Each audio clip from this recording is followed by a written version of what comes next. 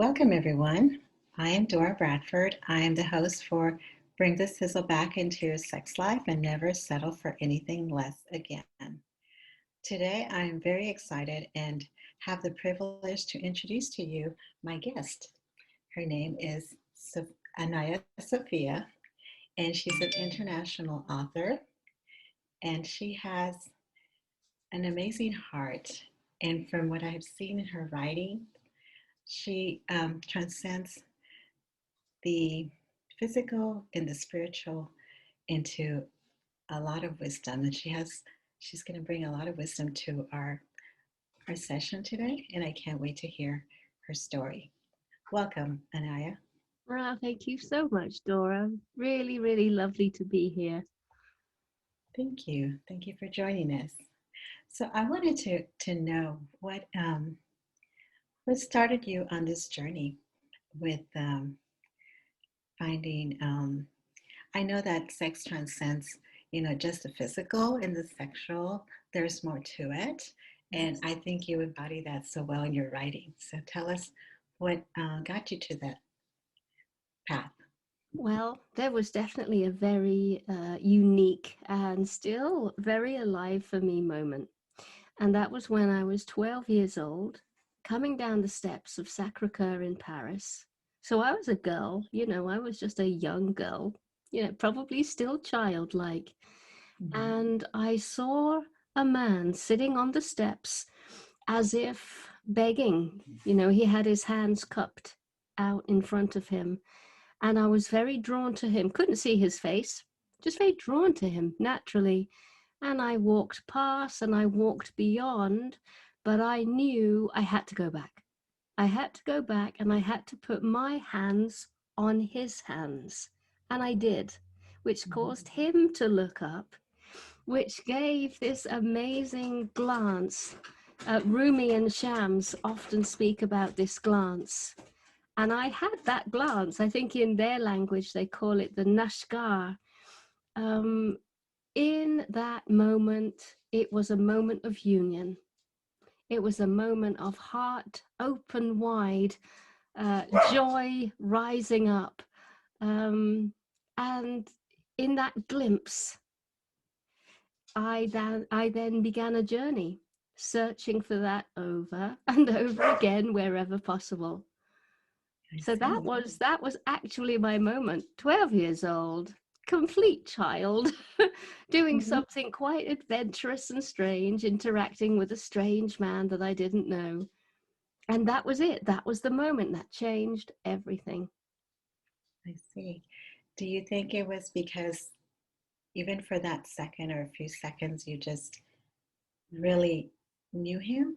I mean, on just that level? Yeah, to me, I thought I was looking into the face of an angel Hmm. or the face of Jesus because he had these amazing bright blue cobalt eyes, really, really awake. And I seem to remember that they were quite crinkly and full of love and full of Wonder.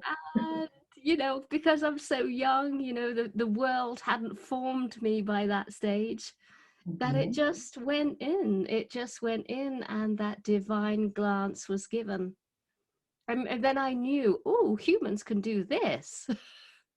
So I started searching for more of that. That's beautiful. That's really beautiful. Yeah, Um, and I wonder how many times we miss those moments because we just don't take the time. absolutely. I And have we're so just many busy. friends that say, Anaiya, you need to go back to that staircase on Sacre-Cœur in Paris, and you need to sit down on that spot. I know exactly where it is. It was the fourth step on the left as you Hmm. come out the main doors. You need to sit there and you need to wait for a young child who's going to approach you, and you have to pass on the same look.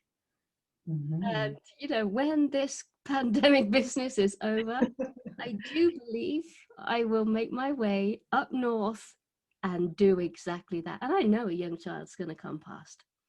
Hmm. It's as if it is a cycle. It just Okay. keeps on happening. And you just received that love from that gentleman so Yeah. openly. Yes. I think we all want to be there. We all want to receive that love and to feel that. Yes. And I think that's missing in a lot of relationships. Yes. And it's very well, it's just very sad. Yes. I must say, I have a wonderful role model. My parents are here with me now. They Hmm. came out at the end of July, and I've sort of convinced them to stay because of the Okay. situation Hmm. we're in. So Hmm. I've always only ever known that kind of, you know, love can last model.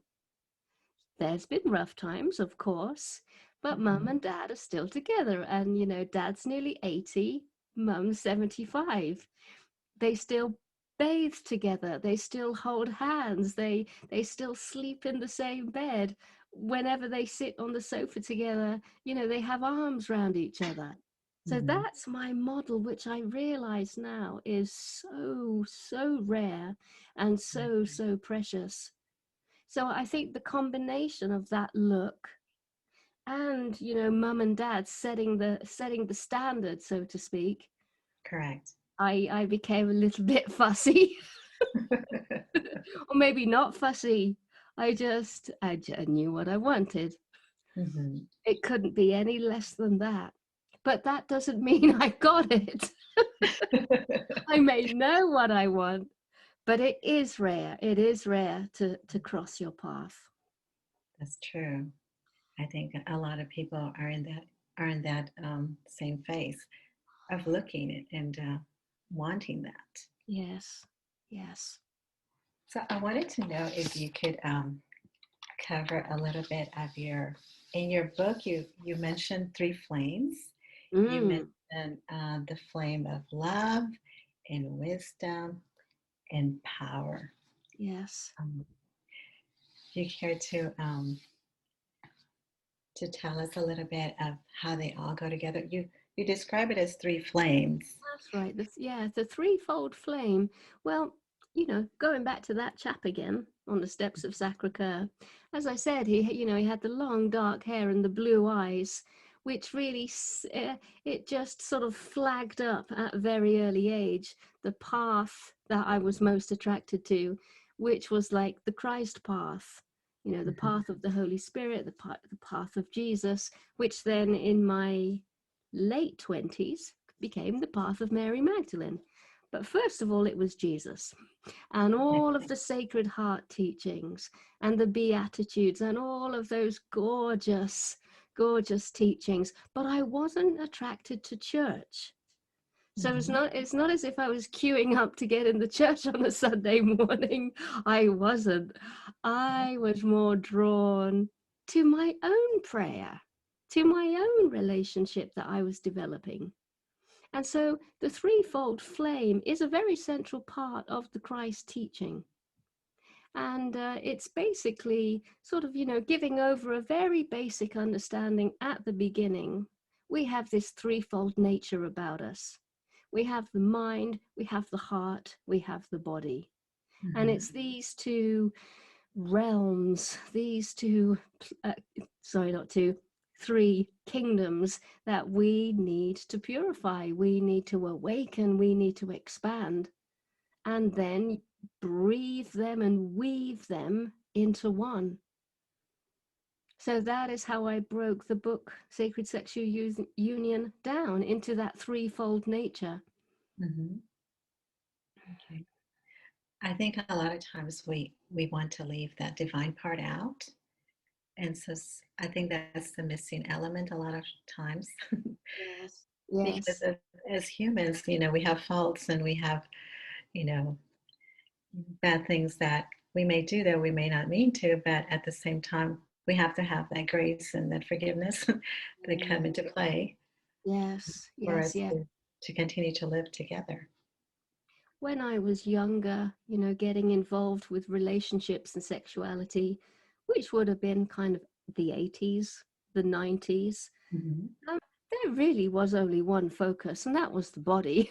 You know, Right. that was the body, the sex part, There was no talk of love and intimacy, and there was definitely no talk of consciousness, awakening, or awareness. Right. Uh, and so I can clearly see that even in those 20, 30 years, we have a massive change. The Mhm. young folk in their 20s are aware of these more expanded parts of us. It's not just a sexual thing anymore.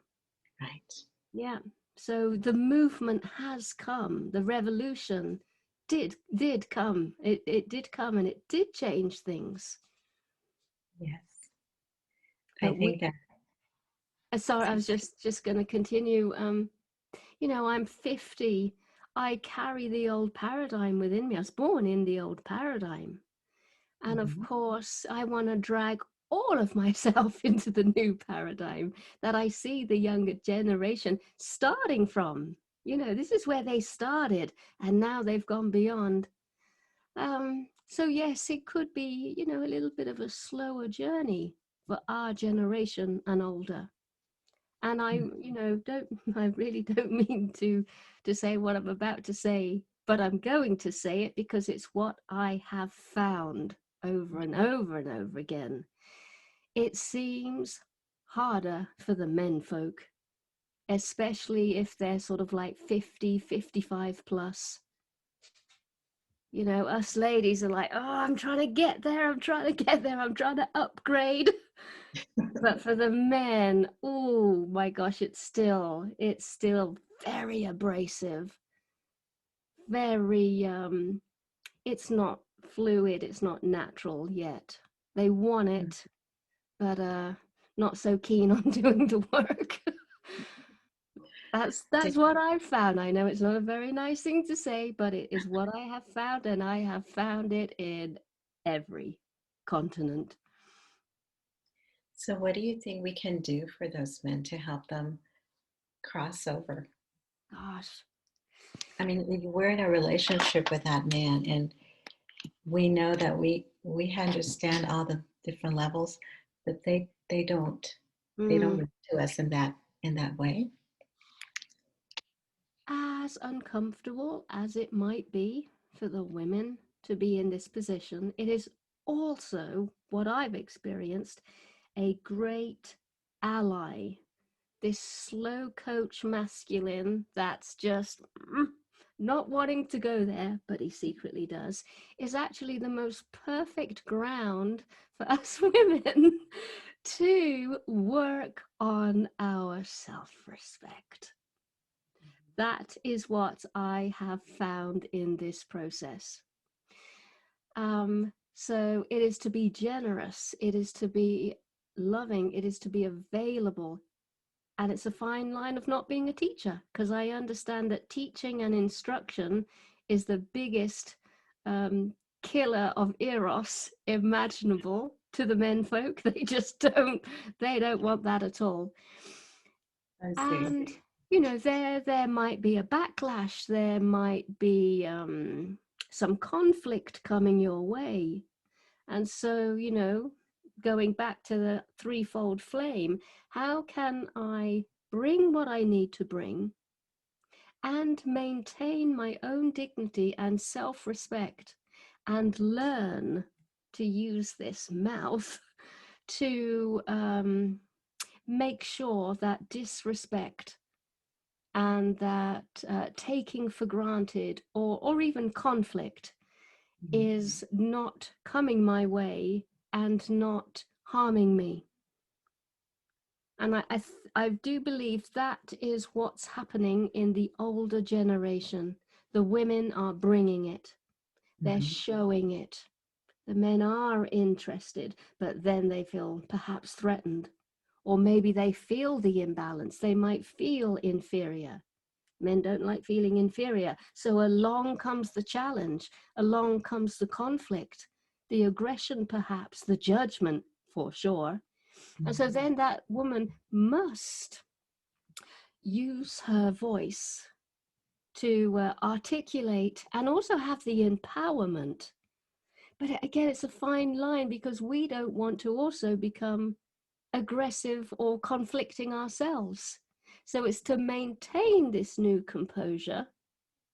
Don't let anyone talk nastily to you, but to keep the conversation going and keep the self-respect flowing. Mhm. That's what I've noticed.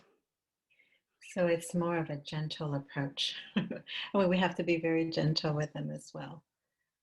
Yeah. And keep our ground. We have to keep our ground, but we have to be gentle with Yes, yes, yes. And encouraging. them. Mm-hmm. And say we believe in them, and Sure. do believe, see if we can actually believe in them, and see something on the inside, this golden possibility. And to always check in with ourselves, is he ready, is he willing, and is he able? Mm-hmm. Those And are it's not as if we're walking around perfectly done and dusted. It's only because we've glimpsed something. true. I had that experience when I was 12 years old. You would have had something. All the women who are wanting to take this path is because they have experienced something. And that's all that's actually happened. We have remembered something. And we Mm-hmm. want to bring our menfolk back to it. It's beautiful. So we have a lot of wonderful work to do with our men, right? But of course, ourselves. We Yes. can't. We have to start with ourselves. And as far as your, just as we're talking about how the men might be a little bit more resistant, um, we both, as individuals, we have masculine and feminine um, qualities, right? Yes. And in your book, you talked about finding your twin soul. And do you care to talk a little bit more about your soul half or your twin soul? Yes. This is one of my most central day to day, night to night themes that has run through my life once again since that man, 12 years old. I have a feeling that I have indeed met my twin soul, and we have done what was necessary to be done, and now we are no longer together. Some stories go that way, some stories last much, much longer. But Mhm. one thing is for sure, that twin flame will bring a sizable and lasting shift of consciousness. And that is quite simply where I am at with it. Looking back still to this day going, wow, wow, what a meeting, what an interaction, what a challenge, and what a heartbreak from walking away from that situation. But Mhm. in that heartbreak came the most fertile soil to find a new part of me that could never have come had all of that not happened. So a lot of people may be thinking twin flame, happy ever after, white horse, all of that business. Right. Um, that has not been my experience. That has not been the experiences I've heard of others. But there is an immense and amazing love. There is this staggering connection and union and longing and the ability to travel vast and wide together. And mostly, and it's probably just the era we're in, it's probably just the consciousness we're in, and then there's a walking away. But in that is the cauldron, the crucible rather, of some greatness being birthed within you, both, because It is a two-way thing. There is Mhm. never a feeling of, oh, that was my twin flame, and the other one goes, nah. Yeah, when it's absolutely genuine, the two know that this Mhm. is an immense meeting. So you walked away from that even feeling more powerful, even though it was a hard moment. Yes. No, Uh, not at the beginning. No, no, uh-huh. no. Right, right. I walked away from that broken and weary and lost and confused, but I knew I was destined to do this. This is my domino. This is the domino I am destined to knock over. So it's like it's just something you know. This is what you must bring, and it's going to break you. You're going to imagine it's going to break you, Sure, but this is sure. what you promised you would set in motion. And I knew that, and so eventually I did that. Mhm. With many couples going through the same thing, a lot of times though, we get stuck in that brokenness Mm, and we can't pull ourselves out of it. yes, And people stay stuck there for years, which is very, um, can be very, again, devastating, right? absolutely, Dora. Yeah. But in your case, we can use it, after we go through the brokenness, we can use it for growth. And Yes, because you experience such great love, it's there. yes, You yes, know, you're able to experience that wholeheartedly. yes. I have never prayed like I prayed when I walked away. So Mhm. again, another great ally. Without that, I would never have prayed. Literally holding my hand, holding my heart in my hand. So, when it's a time of when needs must, you do. And Mhm. when you do, you become. Right. Yeah. There was a lot of spiritual awakening in your part Yes. just from that experience. Yes. Yes.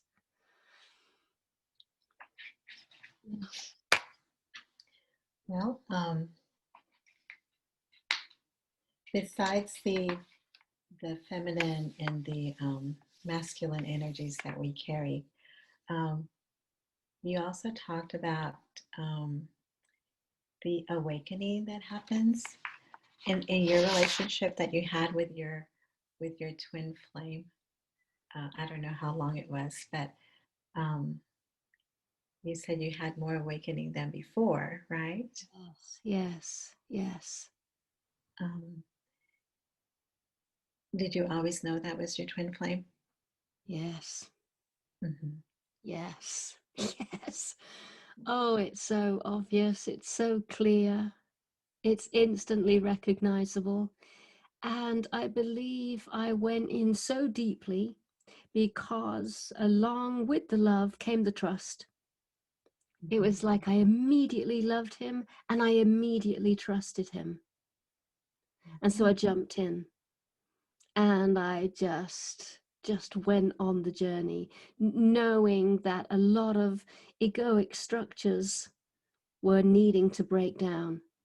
Hmm. And any clinging I had to identity, and look at me, look at what I've become, all my hallmarks. I knew all of that would have to be offered up to this process, not because he was demanding it, but because I just sensed everything is going to jump into this alchemy. And if anything is true, if anything is truly mine or truly who I am, it will return. You cannot get rid of yourself in this process. And so, again, everything just went through this washing machine and sort of reappeared a couple of years later. Absolutely like a sense of sovereign, a sense of loyalty, You know, if I was sort of half-hearted about something, it came back full-hearted. Mhm. So it was a totally different experience that you had before with anybody else. Oh gosh, absolutely. Mhm. Yes, yes, yes. You talked about how you describe that relationship as being, like you said, deep trust, passion, love. There's a longing. Um, there's a lot of unexplainable happiness in Yes, your how you describe your twin soul in your book. yeah, yes, yes, yeah, And I think we all want to reach that part of our lives. I mean, we don't want to go out of this world without having experienced that. yes. Um, do you have any recommendations or suggestions for women to or men so they can find their twin flame? Well, all I can share is the process I did, which was to be absolutely clear. This is what I long to experience. Mhm. I knew it wasn't going to be easy. Even, you know, if you look at the classic example of Jesus Christ and Mary Magdalene, that is not an easy relationship. Look at where it went. Mhm. Look at what had to be endured. Same with Isis and Osiris. Same, you know, Sheba and Solomon. These are Right. not happy ever afters. These are intense, comet like encounters. You know, a volcano meets a tornado. And then there's an aftermath. Um, so, first of all, that's most likely going to be the whole experience. Yes, you will feel that absolute divine and absolute wondrous love. You will feel that level of trust, a trust that maybe if you're anything like me, you thought you'd never feel on planet Earth with another human being. Because, you know, that level of trust, once you feel it, you recognize, oh my God, all of this trust business that I was doing before and after, that's not trust at all. That's like semi trust.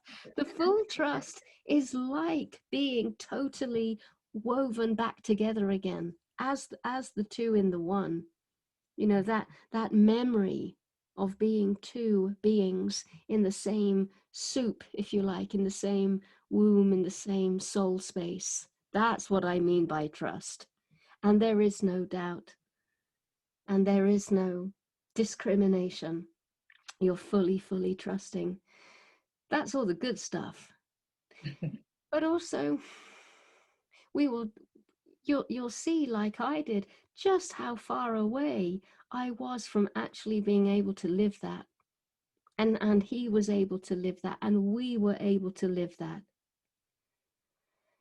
And at the beginning, I thought to myself, it is because of that incapability to live at the glorious bright light level of our soul. That's why we broke down and broke apart. Mm-mm-mm. 10 years later, I can say, no, that was not it at all. We had to go through that heartbroken stage. We had to literally pull up from the depths of our being the Titanic shipwreck that was buried down there in the deepest, darkest places of the ocean bed. And that is also the gift. Mhm. So when you say, okay, yes, I am so genuinely on my soul's path. I want to return to the soul. I want to have that sacred heart. I too want to be able, you know, to rip open my top and reveal the sacred heart like Yeshua and Mary. Um, then that will do it. That will do it. And so to be clear, that is what I want to experience. And to keep stirring yourself. That for me was music. That for me was poetry, endless roomy poetry. I just saturated myself with the vibration, with the frequency. I did prayers all the time to call him in. Mhm. I was quite headstrong, quite focused, and it happened. It Mhm. happened, and I knew immediately. Behold, he has arrived. That's Yeah, amazing. yeah. And even if you said you only experienced it for like 10 years, right? Mm. All the learning that you did in that process um, has made you who you are now, right? Mm, absolutely, absolutely. Yes. I had to face some very sizable darkness within and also in the exterior. Um, oh my gosh, that went all the way back. Oh, there's Jess. This went all the way back to very, very early days in childhood. So, yeah, I had some very big work to do. Mhm. And it was very interesting because yeah, I can remember that kind of sort of like psychic abnormality floating around the early days of childhood. I remember not being baptized, and that was a little sort of thorn in the side between mum and dad. My father's a Catholic, my mum's not. Mum didn't want me to be baptized into the Catholic Church. And so I was like, why? You know, why? And then comes this sort of like a heavy feeling. Oh, you're not baptized, therefore, you're open to the devil. And so all of that started to come up. And I'm like, oh, we are going really deep. Mhm. And that was necessary. That was necessary so that, I could stand and rise and be in that energy internally, facing it. I am not afraid anymore, with or without baptism. Thank you Mhm. very much. So it was monumental. This process was monumental. And I might have not realized just how important that was to me as a little one. I didn't realize, how I'd listen in on those conversations and sort of like I made up a story around it. It's And amazing what might get missed when you're a little one. right, And in fact, it's massive what it has created. It's massive. and we must always deal with them. We can't just ignore all those our Mm, little past or mm. our stories from the past, right? We can't ignore them. Yes, Mhm. yes, So this partnership helped you to heal that because you yes, were very vulnerable with him, of course. yes, Mhm. yes, yes, yes. So in essence, your twin flame helped you to be healed. Yes, Uh, yes, mhm. but because of work. So it Right. wasn't like, oh, I'm going to heal you. No, no, no. It was because, you get dropped. You get dropped in this boiling ocean of pain that and it's up to you. Are you going to sink or are you going to swim? Are you going to develop the stamina and the strength to swim to shore? Okay. Yeah. That part you had to be super vulnerable with your with your partner. I mean, Yes. and a lot of times we don't want to bring all those skeletons out, No. and therefore our relationship suffers. Yes. Yes. Yes. Yeah. Then you have like partial relationships. Hmm. There's so much stuff that's off limits. And of course, if a subject is off limits, there's a part of you that's off limits. So, if you're keeping things under the carpet and in the closet and in the chest, you may think it's a subject that you're avoiding, but it's not. It's a part of your own soul. Hmm. So all of this, compromising and half truths, and I better not say that, or I shouldn't mention that. It's part of your own being that you're binding and silencing. Hmm.